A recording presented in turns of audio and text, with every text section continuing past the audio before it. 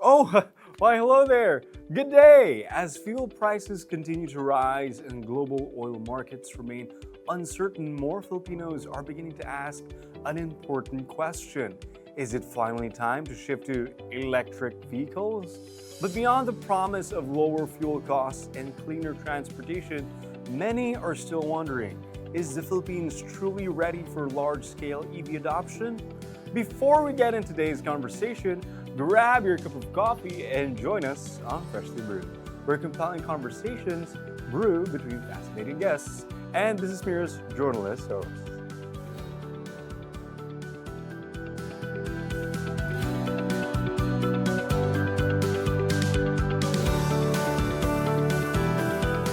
In this episode, we explore the realities behind electric mobility in the Philippines, the growing EV ecosystem, and how companies are helping drive the country toward a more sustainable transport future.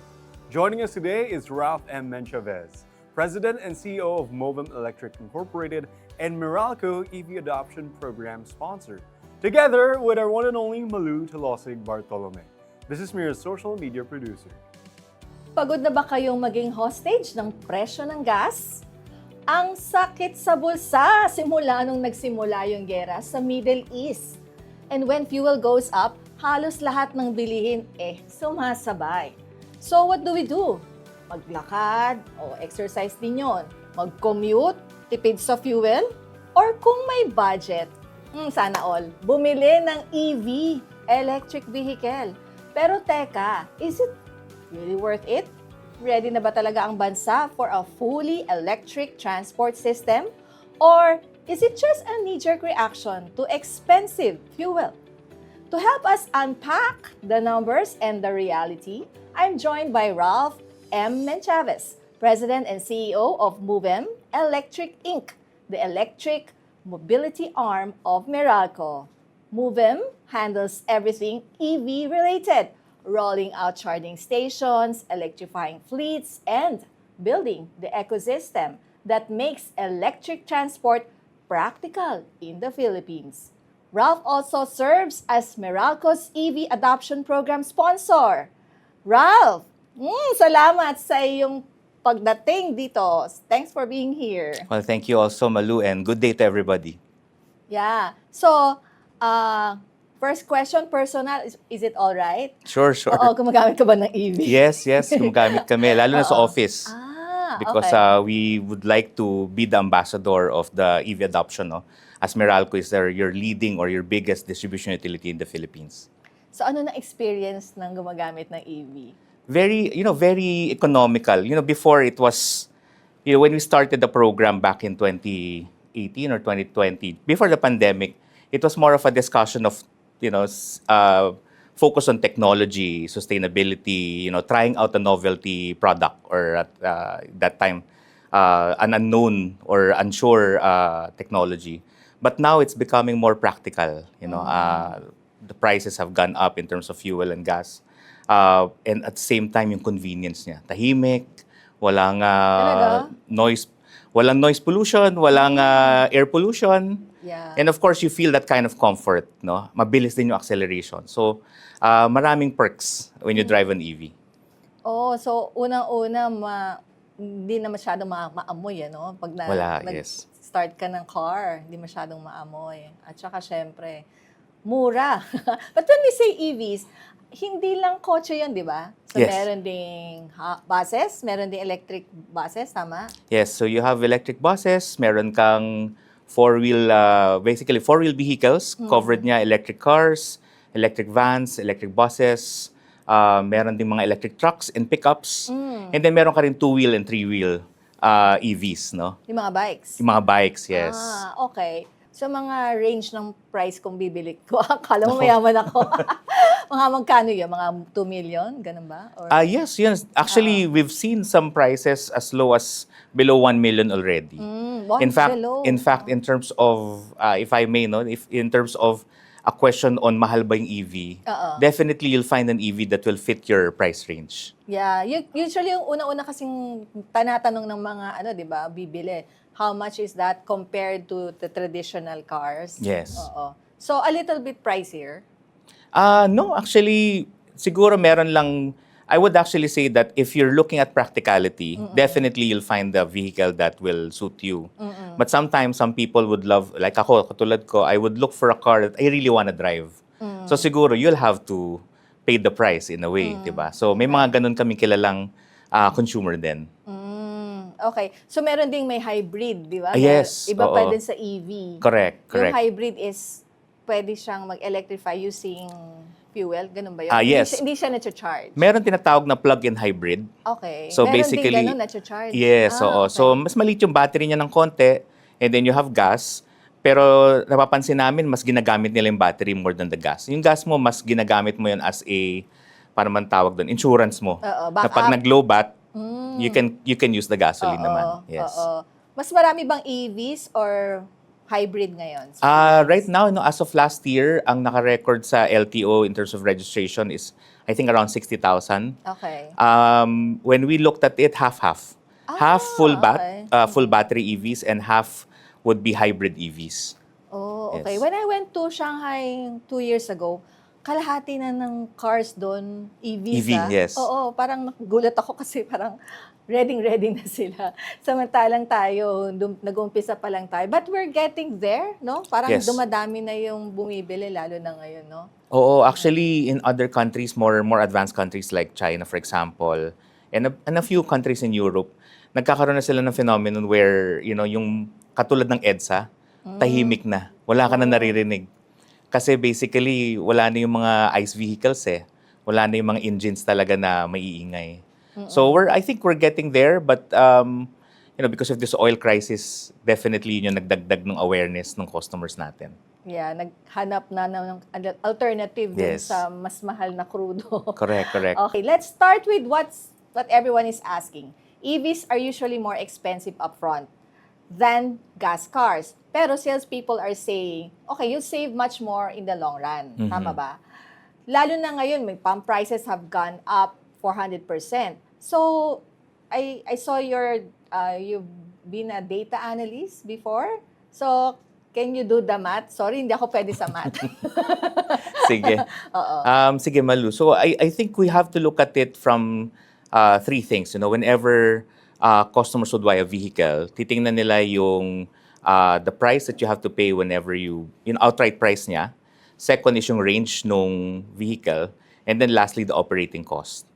In terms of the outright price, as mentioned earlier, meron na talaga ngayong mga vehicles na umaabot na dun sa presyo nung mga typical ICE vehicles, as we call it, no? So, at par na sila. In terms of range, meron na rin mga vehicles ngayon, before it was only 100 to 200 kilometers na range, meron na ngayon mga nasa 300 to 400 kilometers full charge. So, talaga economical siya, no? Hanggang saan yung 400 kilometers? Hanggang Baguio? Baguio, oo. Balikan kaya, 600 kilometers, may mga nakakapag-try na. In fact, marami na sa social media, nagpo-post ng travel sila around the Philippines. Meron na rin mga vehicle ngayon, and I think they're coming into the country, that can last until 1,400 kilometers. Wow. So, hindi mo na kailangan mag-charge or hindi mo na kailangan mag-gas up for a while, no? Now, let's talk about the operating cost. Pre-oil crisis, when we compare it, and we look at it from a per kilometer costing, no? Meaning to say, for every 1 kilometer, magkano nagagastos mo? Apples to apples. Apples to apples tayo, basically. So if you drive an ICE vehicle, that's around 5 pesos per kilometer. But if you drive an EV, that's around 1.7 pesos. Whoa. So actually, an ICE vehicle is Talaga? thrice the price, no, of an EV in terms of the fuel. Now, nung nangyari yung oil crisis, mas lumaki yung gap. Because basically, you're talking about fuel prices going up 200, 300, even as mentioned kanina, 400%. So now, nag-increase na yung 5 pesos na yun. It can go to as high as 5 to 10 to 15 pesos per kilometer. Pero yung presyo ng electricity mo, maybe it increased because of the volatility of prices of generation, for example, and even because of demand. Siguro from 1.7, aangat yan mga 2 pesos to 2.2 pesos per kilometer. So, ipeg natin ng 10 pesos yung per kilometer mo sa gas versus sa 2 pesos sa EV, 5 times ang disparity nila in terms of cost. So, ang laki ng tipid mo pag nag-EV ka. So, kung compute mo siya per year, siguro more than what? Oh, yeah. Ako, malaki ang tipid mo. Oo. Medyo mahirap i-compute outright, no? But basically, Kumbaga kung 100,000 yung sa gas mo sa regular Ah. car, it would be like so siguro sabihin natin nagpapagas ka once a month 10,000 sabihin natin after the fuel crisis, no, 10,000 full tank sa Oo. sa ICE vehicle mo times 12 120,000. Pero kung nagcha-charge ka once a month sa EV, simplification lang to, no? Nagcha-charge ka once a month sa EV, that's around 2,000 pesos times Times 12, 12, that's 24,000. So 24,000 versus Oo. 120,000, ang laki na ng ano mo diyan, ng tipid mo diyan basically. Oo. Wow, sige, bibili na nga ako mamaya. Char. Okay, pero beyond the numbers, ito real talk tayo. Paano mo nalaman, for example, ng isang typical Filipino household, ay, pwede na yung bahay namin na like charge yung Charge, EV. yes. Oo. Kasi, of course, consider also yung electricity prices moving up and down, no? At paano natin masisiguro na cost-efficient ang charging sa bahay in the long run? Bahay muna tayo. Okay. Actually, charging at home, yung binigay ko sa yung prices kanina, that's basically based on charging at home, no? At home yun. At home Oo. yun. So, of course, if you charge outside, may mga konting increases because, of course, our charge point operators, yung mga nagpapacharge sa labas, they basically have to earn their investment also, no? But if you wanna do it at home, ang nangyayari ngayon, pag bumili ka sa isang dealer, bibigyan ka nila ng contact na pwedeng tumingin sa bahay nyo. Not all houses are built, no? The same way. May mga iba, siguro at max na yung load nila. Typically, pag nag-apply ka sa Meralco, we'll provide you all the needs in order to energize you. But of course, if you install a charger at home, that is typical of 3 aircons. 2 to 3 aircons yung load niya. So, kailangan patingnan mo talaga yung bahay mo kung sa electrician, no? Oo. So, ideally, sana professional electrician yung titingin. Kasi they can provide you the recommendation. And normally, yung mga nag-i-install naman sa bahay, mga licensed electrician naman yan. So, they can actually give you the suggestion. May mga ibang bahay talaga, pagka-kita na ng electrician, pwede na mag-install. May iba naman, kailangan mag-upgrade. So, may mga konting retrofitting na gagawin, may mga wiring na ayusin, siguro magdadagdag ka ng panel or circuit breaker.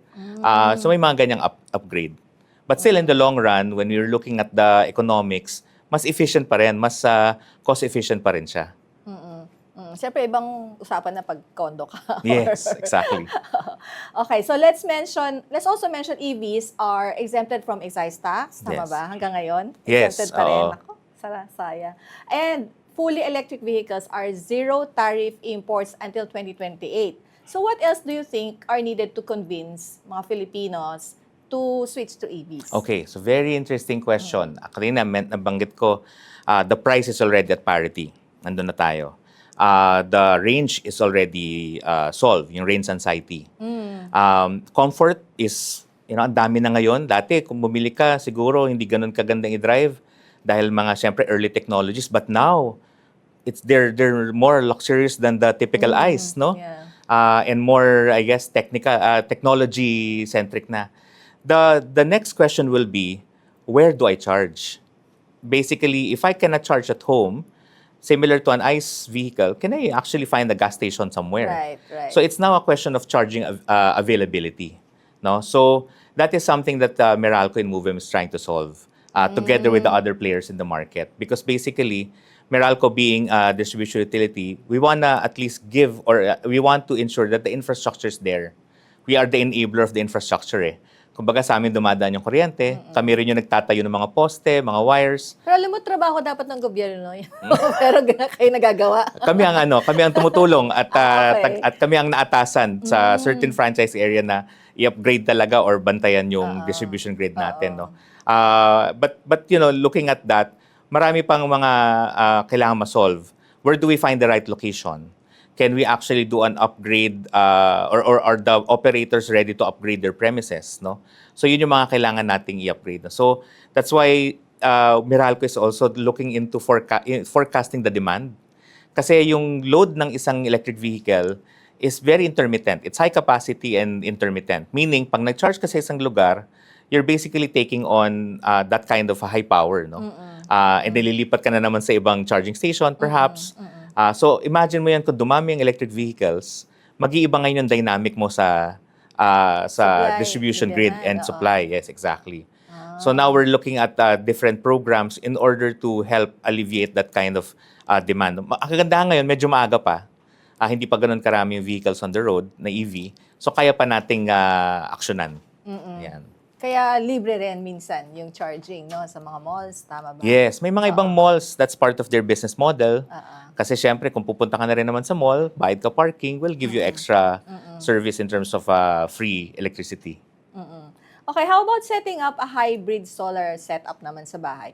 Totoo ba yung perfect yun yung combo setup na you have solar panel at the house, tapos meron ka ring EV? Talagang makakatipid ba talaga yun? I think in terms of the demand for sa EV, sa demand na kukunin ng EV sa bahay mo, syempre kuryente rin yan. So you have to provide, no?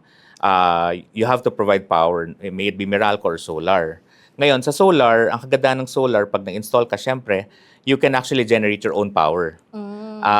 During the day, pwede mo siyang gamitin kung nasa bahay ka. Pero kung nasa labas ka, ang pwede mong gawin, you can actually apply for net metering. Net metering is where you can export excess energy to the grid, and Meralco or your electric distribution utility can actually buy it from you, no, at a certain cost. Ngayon, pag nag-charge ka during the day, pwede mong gamitin yung solar mo. Pero during the night, siyempre walang araw. Ang kailangan malagay mo pag nag-hybrid solar ka, siguro dapat may konting battery kang install, no? Kung talagang gagamitin mo siya for your EV. Naku, mahal ang battery. Hopefully magmura na siya through time, no? And magandang combo kasi siya. Okay, but we have one of the most expensive electricity in Asia, no, yung Philippines. And in fairness, pwede naman kasalanan ng Meralco yun kasi taga-singil lang yung Meralco. Having a solar setup would help the environment, Yes, tama ba? that's yes, correct. the environment, That's because hindi na-coal yung source ng power. Yon, sun na.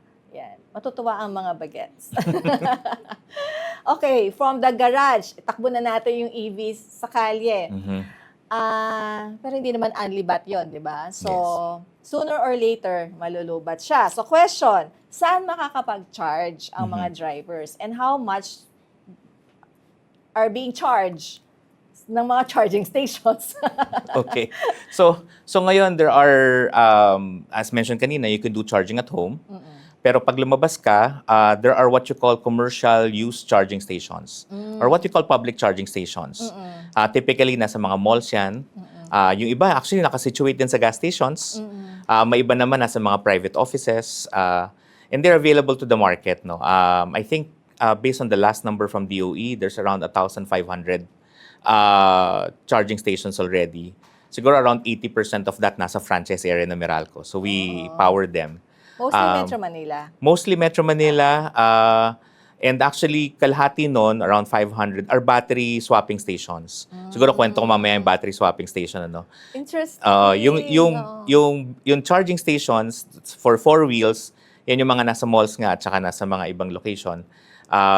Roughly, ang price niya siguro nasa mga 25 to 28 pesos sa tinatawag nating AC charging. No?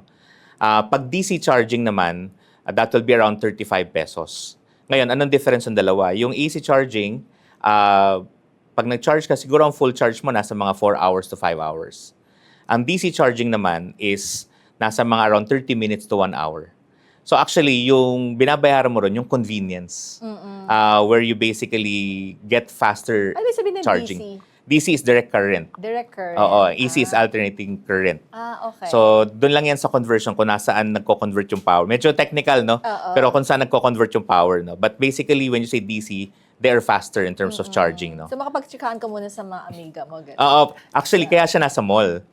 Kasi basically, you do your errands, nood ka muna ng sine, grocery, diba? So, kaya very convenient sa doon. Mga gas station naman, if you notice yung mga gas stations natin, meron nakapwesto na doon mga retail shops, coffee shops. So, yun yung mga parang business models nila. May iba naman, talagang, depots lang, no? Pahingahan lang, especially along the highway. Long drive ka, makahanap ka ng charging station, park ka muna for a while. Kasi ang kailangan mo lang mag-top up eh. If you actually charge at home, or nagka-charge ka weekly, kailangan mo na lang along the road, mag-top up na lang. So, yun. Ngayon, yung battery swapping stations naman, they're becoming a technology that's being used right now that is for two-wheel vehicles. So instead na mag-park siya at mag-charge, hihila na lang siya ng battery from a cabinet at i-replace niya yung battery niya Meron sa... na tayong ganyan. Oo. So parang yung sa malls na pwede kang humiram ng power bank, no? Ito talagang battery, swap mo, and then you're good to go. Ayan. So, gano'n naman siya. May ganun na pala, no? Yes. So, sa ilalim ba yun? O... Sa ibabaw. Actually, sa ilalim siya ng upuan mostly. ilalim ng Oo. upuan. And it's safe naman kasi kaha yun eh. So from Meralco's side, how are you modernizing the grid naman to meet this growing demand? You mentioned kanina na baka magkaroon nga ng marami ng demand as as So people start for the buying longest more. time naman, Meralco has been investing on CapEx, no, yung capital expenses namin or investments namin to upgrade the grid. So that includes yung mga smart grid technologies, integration to renewable systems, and also yung big data namin, no. So siguro looking on one example, yung smart grid. Basically, we're now installing yung mga smart technologies that can actually look at the capacity of the grid, no. So kunwari may isang lugar na tumaas talaga yung demand, we can actually reallocate yung power natin around the grid. So that's one example. We can also understand kung saan masyado nagpupunta yung mga tao. And then from there, upgrade namin yung system doon. Ayan. So maraming mga That's ganyang... where you come in. Yes. So dyan papasok syempre lahat ng angles ni Meralco. Oo. Okay. You anticipate the demand. Correct. Very important ma-anticipate yung demand. Yes. Okay, let's talk about you have the other project. Meralco's project, you electrify your own fleet. Yung mga cars ninyo, mga pickups, and motorcycles ba kasama? Yes. Oo. So target nyo in 4 years, 25% EVs na. Wow, Yes. talaga? In 4 Oo. years? Daming pera ko. Nasaan na kayo ngayon? And ano ang milestones and challenges na naranasan nyo during this rolling out of EVs and charging hubs? Nako, actually to your point, hindi the early stages were about talagang testing the waters, no.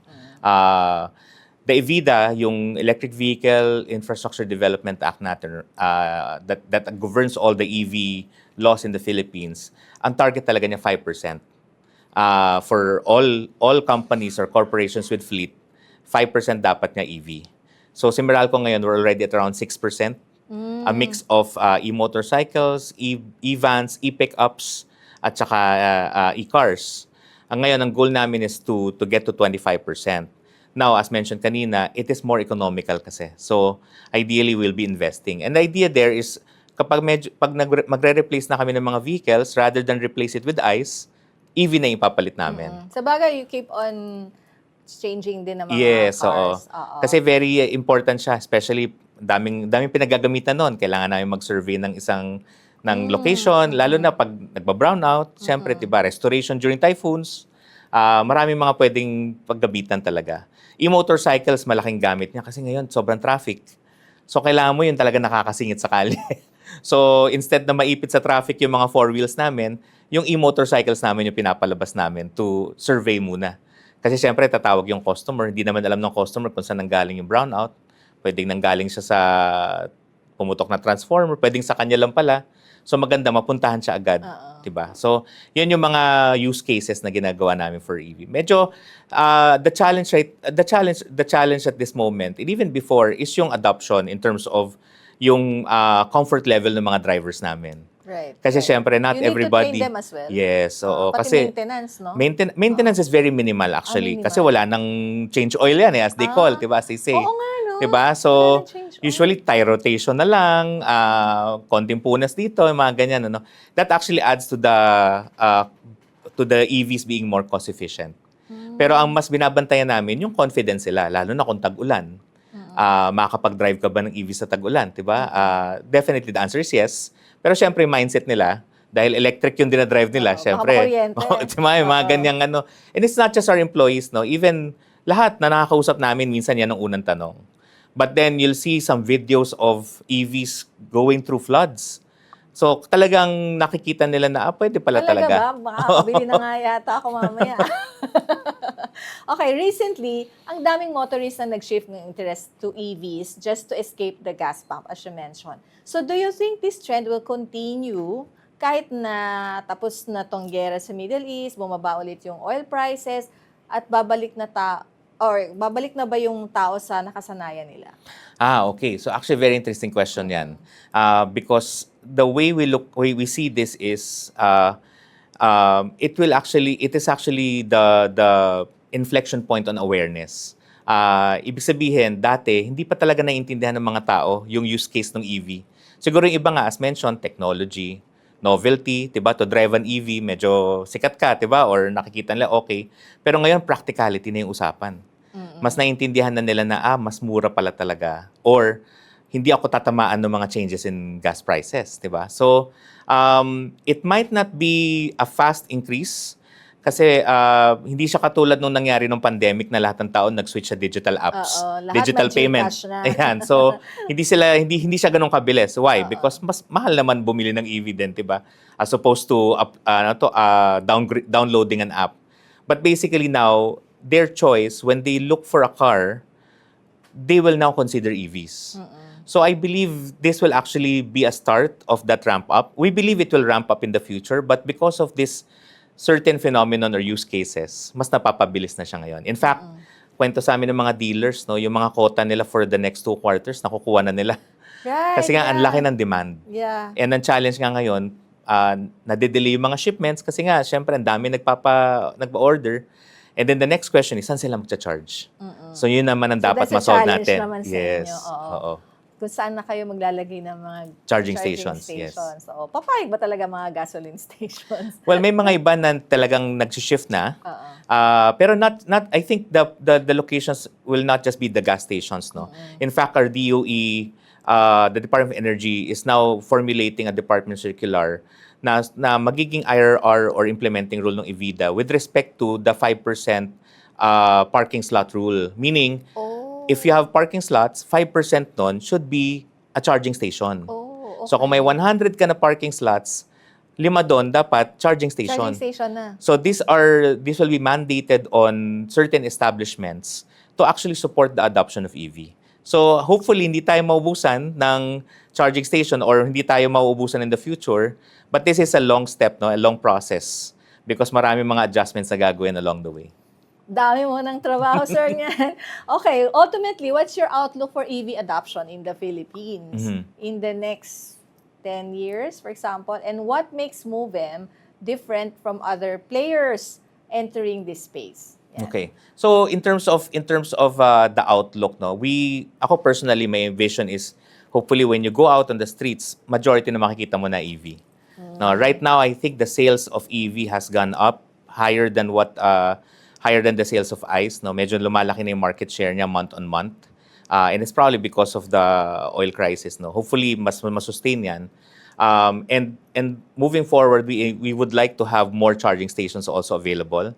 Sana whenever you drive, you know exactly where the chargers Saka are. sa provinces, no? Exactly, no? Yung mga long travels. Sana yung idea mo na kaya mo talaga mag-travel na malayo because your comfort level is steady, na nakikita, na alam mo talaga na pag nag-drive ako dito, alam ko may charging station dyan. Similar to how we feel right now, no, driving. Now, where Movem comes in is that we're an end-to-end provider. No? We provide the electric mobility services and we also provide the EV charging services. On the electric mobility services, kami yung nagko-cause ng demand, meaning we work with the different stakeholders or customers into helping them shift. Marami na tayong 4-wheel vehicles there for passengers. But how about the other use cases? E-trucks, e-vans, no? Yung mga corporations or kahit even mga small businesses would want to really switch, but they're not ready, they're not sure. So sometimes we lease out yung mga sasakyan and we also help them manage it. Minsan nagbibigay kami drivers.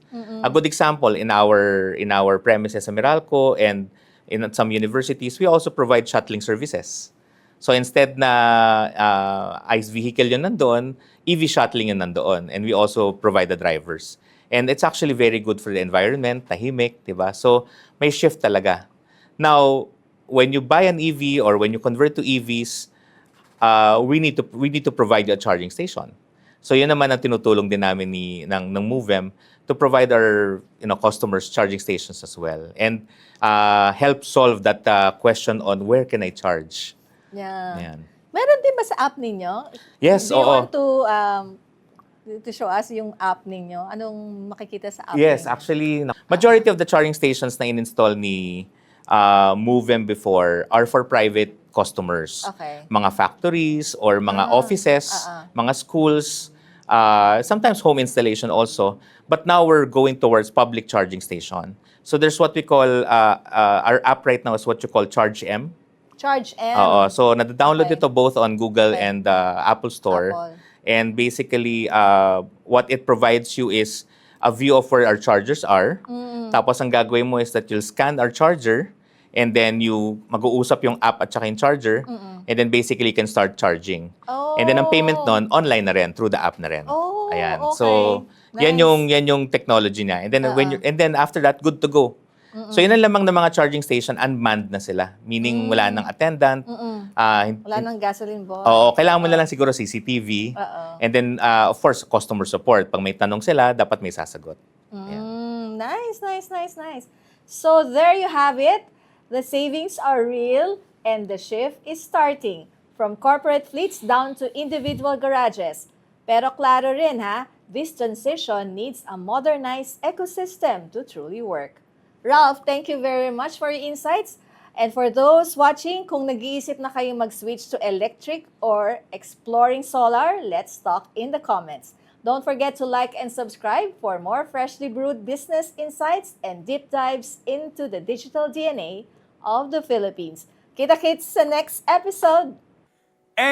And that wraps up today's episode of Freshly Brewed. Thank you for joining us as we explored the realities, challenges, and opportunities behind electric mobility in the Philippines. From rising fuel costs and charging infrastructure to the future of EV adoption.